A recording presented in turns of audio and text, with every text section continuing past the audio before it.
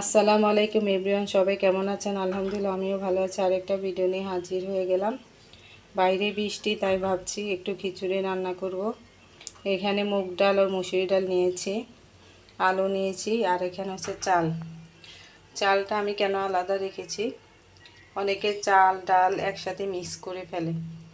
আমি চাল আলাদা রাখি, কারণটা হচ্ছে ডাল চাল আমি একসাথে যখন দিই আমার মনে হয় কি ডাল ভালোভাবে ফুটে না, সেই কারণে আমি ডাল আলাদা রেখেছি। ডাল আলু আগে সিদ্ধ করে নিব, এরপর চালটাকে আমি ফুটানো পানিতে ছেড়ে দেব। এভাবে আমি খিচুড়ি রান্না করি। আপনারা কিভাবে রান্না করেন? আমার মতোই করে রান্না করেন? যারা আমার মতো রান্না করেন কমেন্টসে জানাবেন। আর আপনারা কিভাবে রান্না করেন সেটাও আমাকে একটু শেয়ার করেন। আমি আপনাদের কাছ থেকে কিছু শিখতে চাচ্ছি। আমি এভাবে আর কি খিচুড়ি রান্না করি। আর ভাবছি এই খিচুড়ির সাথে পেঁয়াজ কাঁচামরিচ দিয়ে ডিম ভাজি করে নিব। আজকে আমার ছেলের মাদ্রাসায় পরীক্ষা হয়েছিল, দেরিতে আসছি।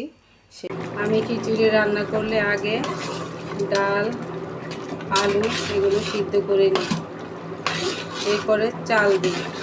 না হলে আমার মনে হয় ডালগুলো সিদ্ধ থাকে, সেই কারণে আমি এই পদ্ধতিতে খিচুড়ি রান্না করি। আপনারা কি সবাই এই পদ্ধতিতে খিচুড়ি রান্না করেন? কমেন্টসে জানাই। কে কীভাবে রান্না করেন সেটাও জানাই। চালের ডালে খিচুড়ি হয়ে গেছে। এখানে আছে ডিম ভাজা। আমার বোন একটা কমেন্টস করে, আমার কাছে ভালো লাগে। সো ইয়ামি হয়েছে, তাই না? নেক্সট ভিডিওতে আপনাদের সাথে অবশ্যই কথা হবে। আজ এই পর্যন্তই। আসসালামু আলাইকুম।